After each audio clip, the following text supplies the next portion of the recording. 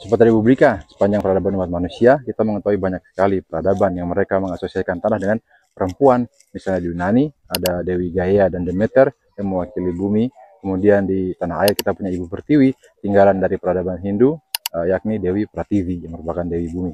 Di Indonesia banyak sekali masyarakat adat yang masih memiliki kedekatan serupa dengan tanah mereka, menganggap tanah sebagai ibu, sebagai pemelihara, sebagai penjaga mereka. Nah, saya sedang berada di Desa Rendu Botawe, di Kabupaten Nakageo, Nusa Tenggara Timur, untuk mencari tahu hal tersebut. Mari kita lihat ceritanya. Hubungan tanah dengan perempuan itu, kalau menurut saya, perempuan lebih dekat dengan tanah, karena salah satunya tanah itu yang melahirkan, sama seperti seorang ibu. Dia melahirkan.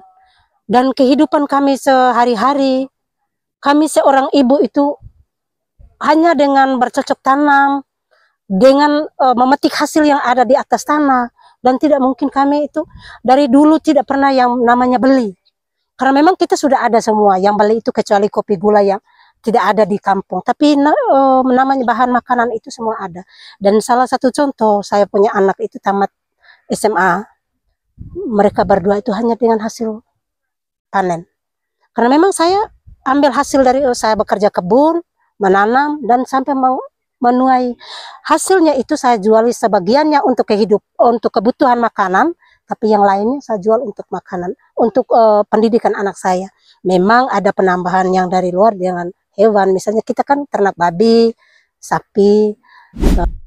Tapi belakangan, tanah adat dari suku Redu, kemudian suku Isa dan suku Gajah di wilayah ini, mereka kemudian terenggut oleh rencana pembangunan Waduk Bayi Lambo.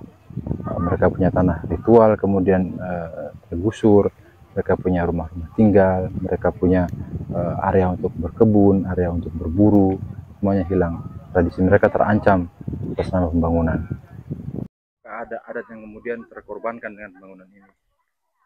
Adat memang ada korban. Kenapa?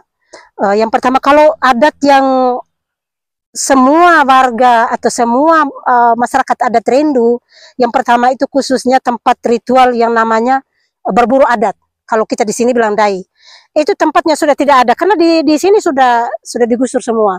Kan rusa, babi hutan itu yang ketika berburu kan ada ritual pertama kali itu di bawah kali ini, yang di sungai yang sekarang sudah digusur.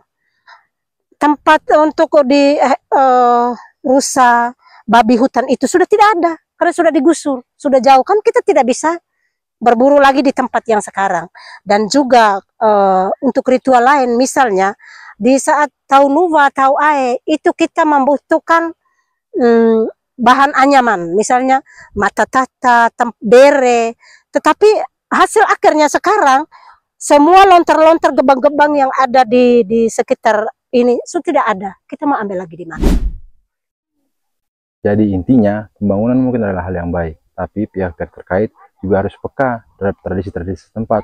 Karena buat banyak sekali orang, tanah itu bukan sekadar transaksional, tanah itu bukan sekadar jual beli, tanah itu bukan sekadar sertifikat, bukan sekadar HGU. Tanah bagi mereka adalah ibu yang memelihara mereka, yang menjaga mereka, yang memberikan mereka kehidupan. Tanah juga mereka harapkan bisa diwariskan kepada keturunan sebagai tempat untuk berpijak, sebagai akar untuk kembali. Raffi Zamzami, Assalamualaikum warahmatullahi wabarakatuh.